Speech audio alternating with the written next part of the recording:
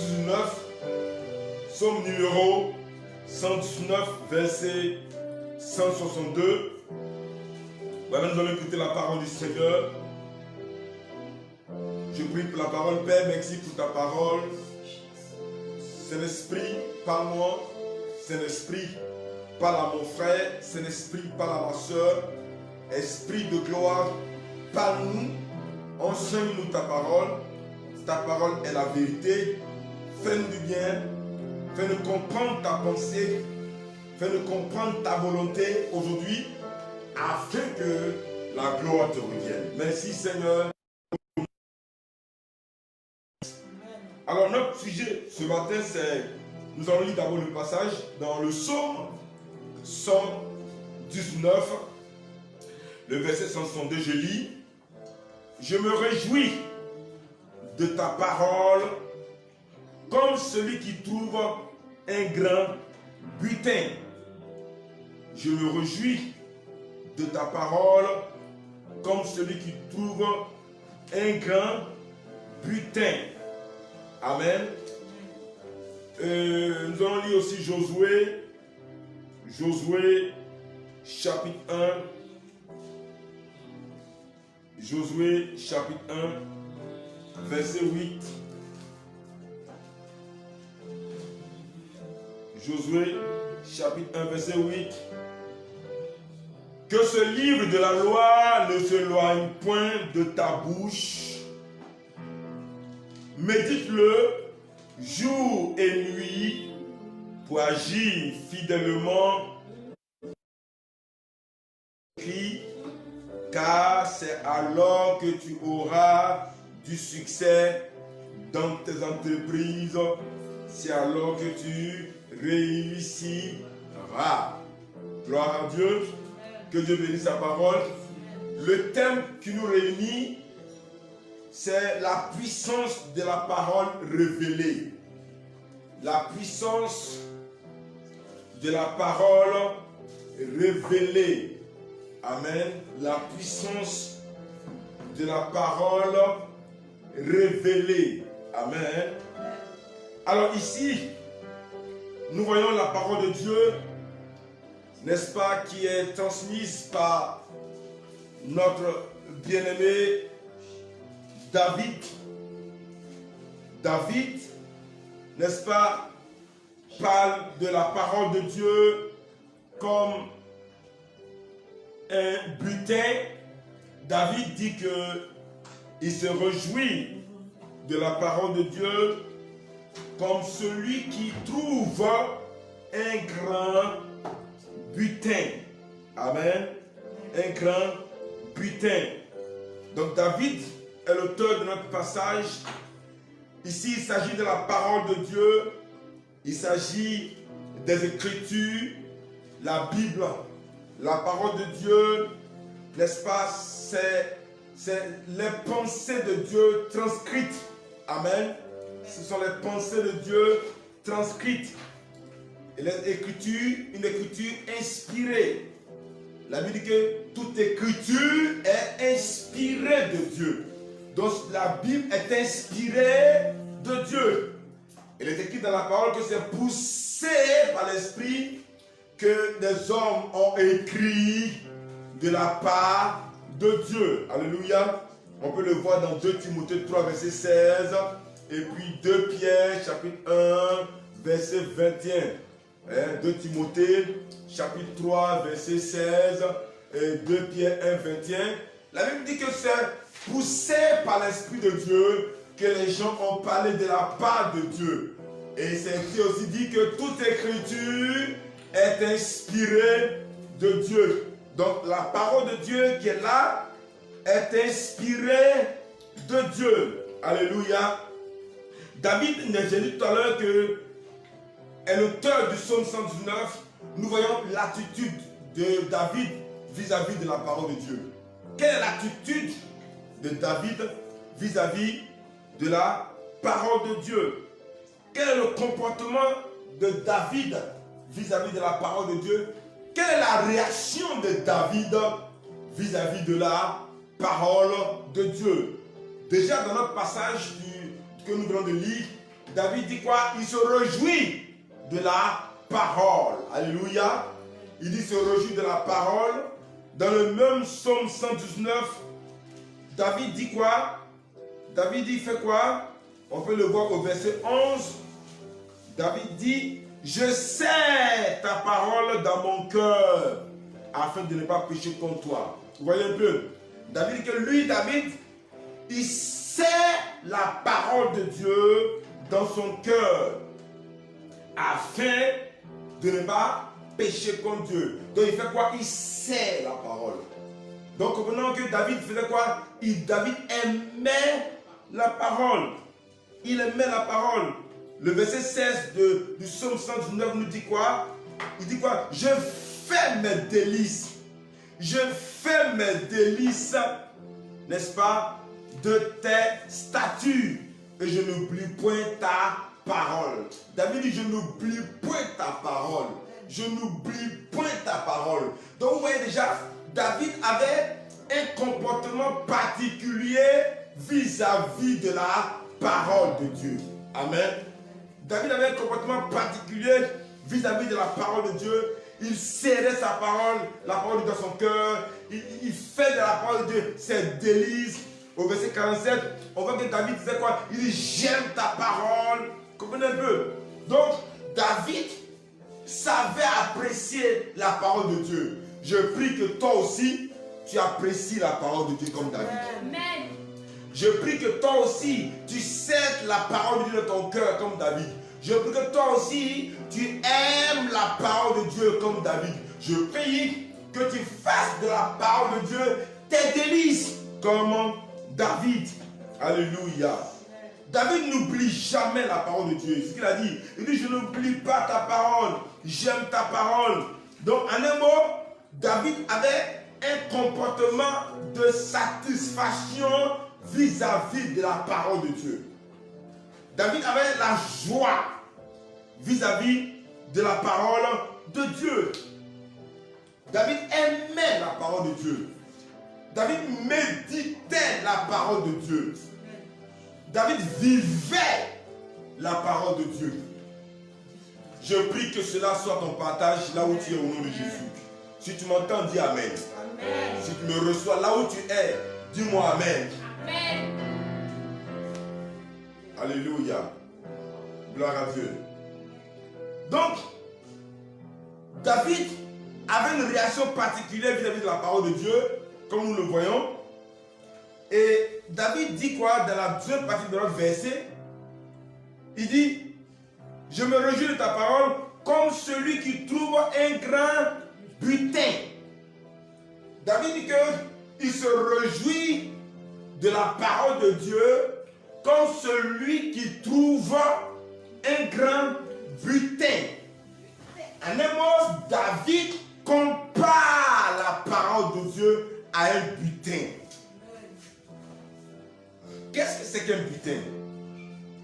Un butin, selon le dictionnaire, c'est ce que l'on prend sur les ennemis. Un butin, le butin, c'est ce que l'on prend sur l'ennemi.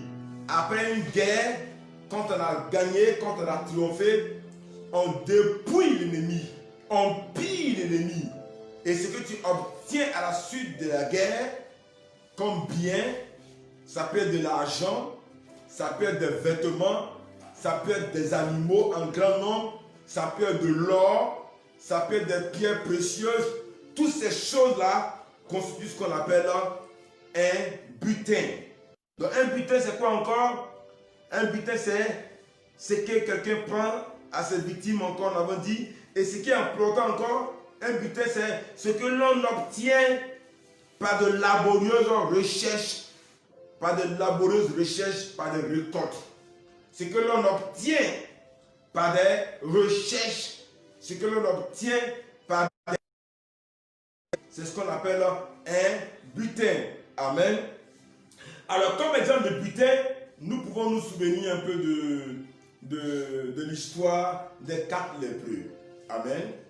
Nous n'allons pas lire cela, mais nous savons que l'histoire, par de mémoire, que le peuple d'Israël était assiégé, était assailli de toutes parts par les Syriens. Et les Syriens ont fait le siège contre Israël et personne n'entrait et personne ne sortait d'Israël. Et la nourriture a commencé par manquer. Au point que je peux prendre un exemple, le riz par exemple, le kilo de riz par exemple qui coûtait à l'époque à 500 francs était passé à 10 000 francs, un exemple. Tellement tout était cher, tellement la nourriture manquait, il a commencé à avoir la famine et c'était la surenchère. Et pendant cette période de difficulté, la Bible dit que Élisée a prophétisé et il a dit que demain, à cette même heure, le riz qui coûtait habituellement 500 francs que vous achetez à 10 000 francs, vous allez l'avoir à 50 francs le kilo. Les gens étaient étonnés.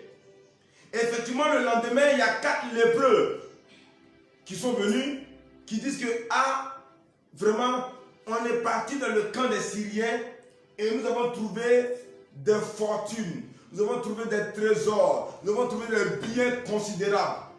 Alors les Syriens allaient, n'est-ce pas, parce que les 4 lépreux allaient chez les Syriens et quand ils sont arrivés, ils ont vu que le camp des Syriens était vide. Ils ont trouvé toutes sortes de richesses, ils ont trouvé toutes sortes de nourriture, toutes sortes de vêtements, de l'or, de l'argent, des biens en grand nombre. D'abord, les 4 lépreux se sont rassasiés, ils ont pris des biens qui sont les cachés. Il y en avait tellement, ils ne savaient pas quoi faire. Ils sont appelés tout Israël pour qu'Israël vienne prendre part au butin qui était offert. Donc vous voyez déjà ce que c'est que le butin. Alors David dit que lui, il prend la parole de Dieu, il voit la parole de Dieu comme un butin.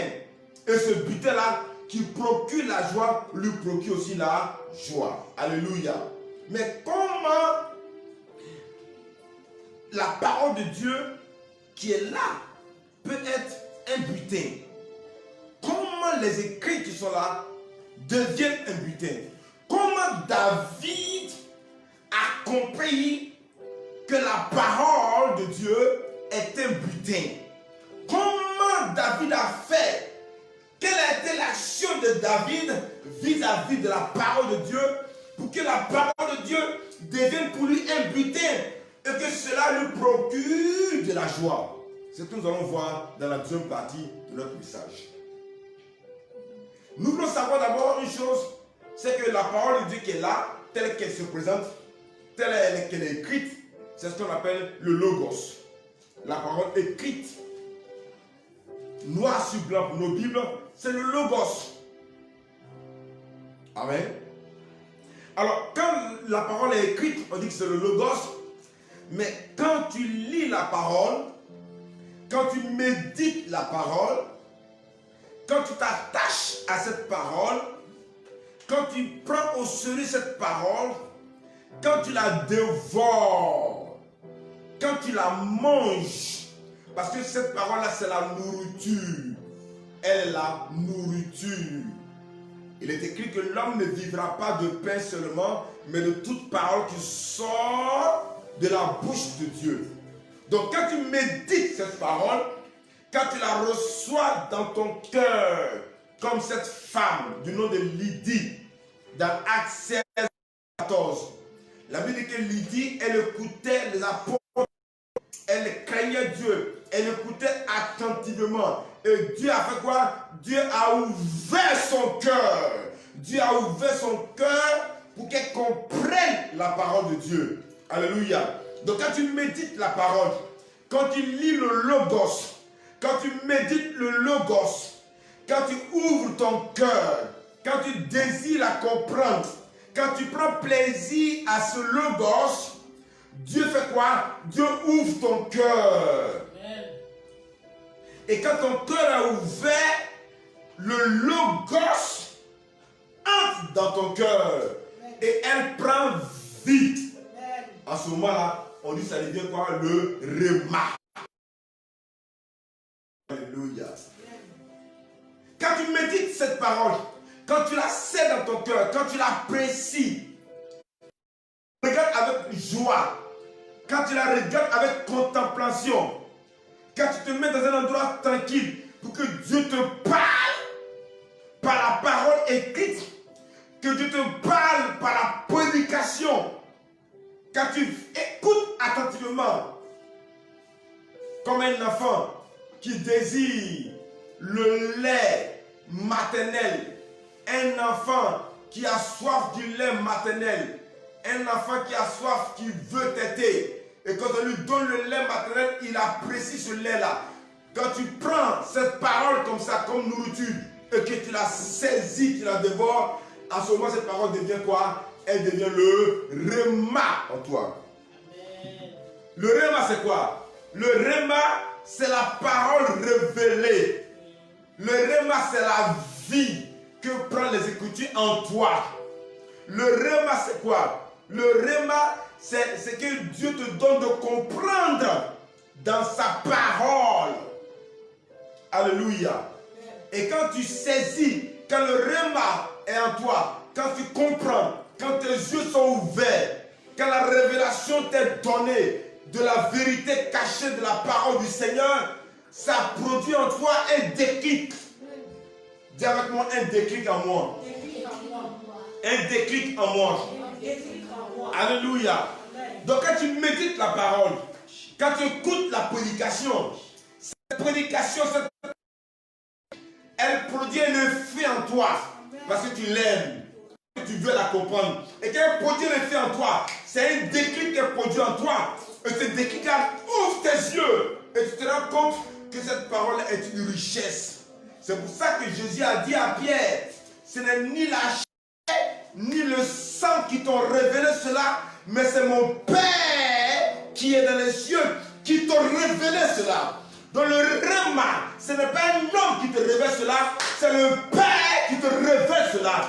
Quand tu médites, quand tu aimes la parole, le réma vient en toi. Le Père t'ouvre les yeux. Le Père te révèle la richesse qui est dans cette parole-là. Et elle produit en toi un déclic. Elle produit en toi un effet. Et tu commences à être content de ce que le Seigneur t'a ouvert les yeux sur la vérité qui est dans sa parole. Alléluia. Ce n'est ni le chair, ni le sang qui font cela. Ça ne vient pas d'un homme. Ça ne vient pas de ta connaissance. Ça ne vient pas d'une école théologique. Ça ne vient pas d'un bon orateur. Mais ça vient de Dieu parce que ton cœur veut comprendre les choses de Dieu. Dieu t'ouvre les yeux. Un déclic est produit en toi comme Pierre a reçu dans Matthieu 16 à 17. C'est l'Esprit de Dieu qui révèle cela. Alléluia. Le déclic de la parole. Amen. Que Dieu bénisse ta parole. Donc, quand le déclic est produit en toi, il y a un travail que le Saint-Esprit a commencé à faire déjà. Amen. Mais ce que je vais dire avant d'aller plus loin, bien aimé, je l'ai dit la dernière fois. Le réma est personnel. Dis avec moi, le réma est personnel. Le réma est personnel. Le réma, le déclic que produit la parole de Dieu en toi est personnel. Je m'explique. Quand tu médites la parole de Dieu, et que pendant que tu médites, tu écoutes une prédication, que le Saint-Esprit produit un effet en toi par la parole que tu as entendue. Bien-aimé, dis-toi que le Saint-Esprit vient de te parler. Et ça, c'est ton réma. Le réma est personnel. Et cet effet en toi va te donner également de comprendre pourquoi David a dit que la parole est un butin. N'attends pas que tout le monde réagisse à ton remarque comme tu l'attends. Ce que tu reçois de Dieu ne peut pas être forcément ce que je reçois du Seigneur. Tu reçois un remarque parce que tu es attentif. L'autre, ton frère ou ta soeur qui est à côté de toi, peut ne pas recevoir ce même remarque. C'est individuel, c'est personnel. Et n'attends pas que ton frère, que ta soeur réagissent de la même manière que toi quand tu vas lui communiquer ton témoignage. Tu vas dire par exemple à ton frère, ah mon frère, vraiment Dieu m'a parlé, j'ai lu tel passage de la Bible, Dieu m'a fait du bien par sa parole, Dieu a agi en moi, Dieu a créé en moi un déclic. Même si ton frère ne réagit pas avec joie, ça ne doit pas te déranger. Parce que c'est personnel. Tous ne reçoivent pas les mêmes remarques. Tous ne reçoivent pas des remarques. Et tous ne reçoivent pas des remarques au même moment. Tout dépend de ta détermination. Tout dépend de ce que tu vis. Tout dépend de l'expérience que tu vis à un moment donné. Tout dépend de ton attachement à la parole de Dieu. Tout dépend de ton amour à la parole de Dieu. Tout dépend de ta concentration sur les choses de l'esprit de la parole de Dieu. Et quand le déclic est produit, quand le fait est produit, alors, bien aimé, tu es heureux. Donc c'est une affaire personnelle. Et donc le réma fait quoi? Tu dois comprendre qu'il y a ce qu'on appelle la prise de conscience. Comment faire pour que la parole de Dieu devienne un butin pour toi? Comment faire? D'abord, premièrement, il y a ce que j'appelle la prise de conscience. Prends conscience que c'est ton réma. Prends conscience que ça vient de Dieu. Prends conscience que ce n'est ni la chair, ni le sang qui t'ont révélé cela, mais que c'est l'Esprit de Dieu qui t'a révélé cela. Amen. Prends conscience que c'est une affaire individuelle.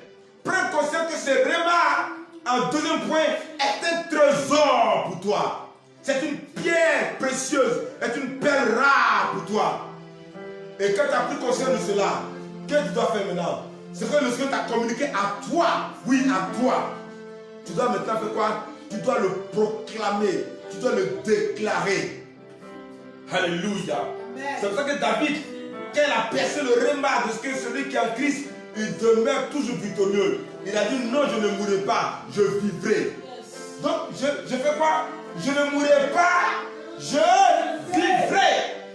Et David a vécu une vie heureuse, une vieillesse heureuse, parce que le réma était pour lui.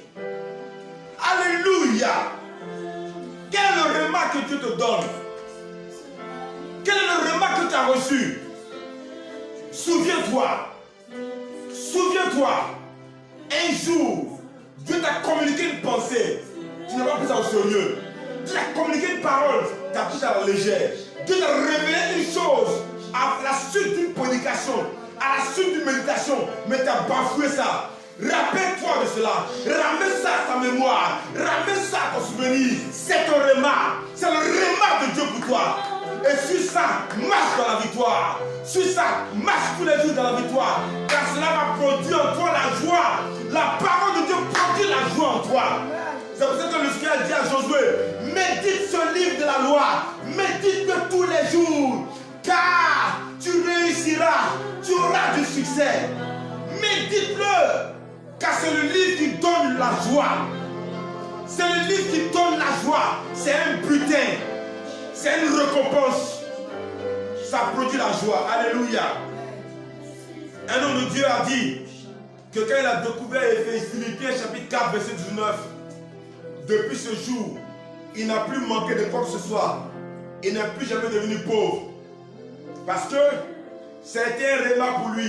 Il dit c'est une révélation de Dieu pour ma vie. Philippiens 4 19 dit quoi? On le connaît de mémoire, mais on va le lire. Prends cela, tu vas voir cela.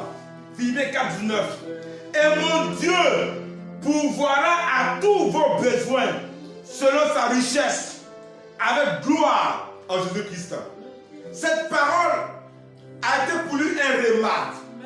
Quand il a découvert cela, il dit Dieu va parler. Bien aimé, je vais dire une chose. Je ne vais pas dénigrer qui que ce soit. Je ne vais pas dénigrer un ministère quelconque. Mais ce que je vais te dire aujourd'hui, c'est que quand tu médites la parole de Dieu avec ton cœur et que Dieu produit en toi un déclic, un réma, tu n'as pas besoin de chercher quelqu'un. Tu n'as pas besoin de chercher quelqu'un. Tu marches toi-même sur la révélation qui t'a été donnée. Tu n'attends pas, écoutez-moi bien, tu n'attends pas quelqu'un, mais tu marches sur la révélation que Dieu t'a donnée à partir de la parole de Dieu. Alléluia. Gloire à Dieu. Donc cet homme n'a plus jamais devenu pauvre. Pourquoi? Parce que Dieu a dit qu'il pourvoit à tous nos besoins selon sa richesse avec gloire en Jésus-Christ. Si cela est un réma pour toi, bien-aimé, Dieu pourvoira à tous tes besoins, peu importe le temps, peu importe les circonstances, peu importe les événements, peu importe la sécheresse et la désert, les plaisirs désertiques, Dieu pourvoira à tous tes besoins selon la richesse de sa gloire. Alléluia. Une sœur m'a dit, pendant qu'elle passait des moments difficiles, elle a vu que c'était compliqué, mais qu'elle a découvert Psaume 34, verset 6. Psaume 34, verset 6 dit ceci: quand on tourne vers lui les regards, en est rayonnant de joie, et le visage ne se couvre pas de honte. Elle a dit que ça a été un rhéma pour elle. Pendant qu'elle traversait des moments désertiques, elle a dit: je tourne vers le Seigneur mes regards, je suis rayonnante de joie, et mon visage ne se couvrira jamais de honte.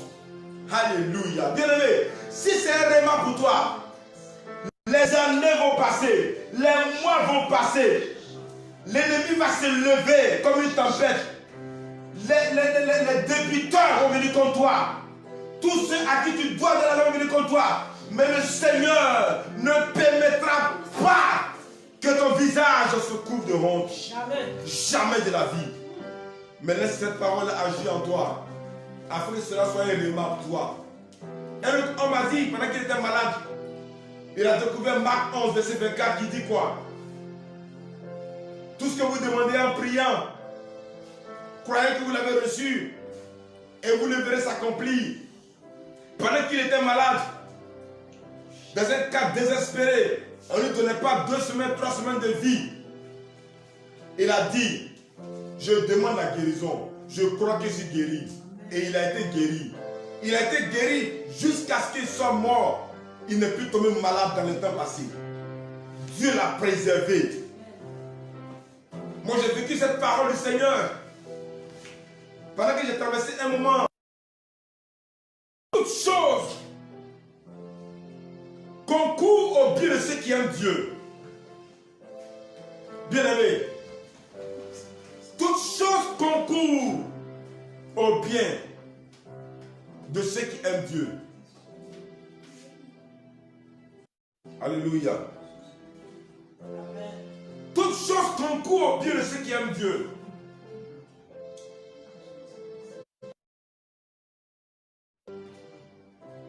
C'est un rhéma pour moi. Tu vas me prendre ici, tu vas me jeter dans le négatif, tu vas me jeter dans un trou, tu vas me jeter dans l'abandon, tu vas me chasser, tu vas me renvoyer. Mais toutes choses concourent à mon bien, parce que j'aime Dieu. Bien-aimé, sache une chose, que le rhéma est un butin pour toi. La parole révélée, la parole méditée et perçue par l'Esprit de Dieu dans ton cœur est un butin pour toi. Et cela va produire en toi la joie, une joie véritable. Amen.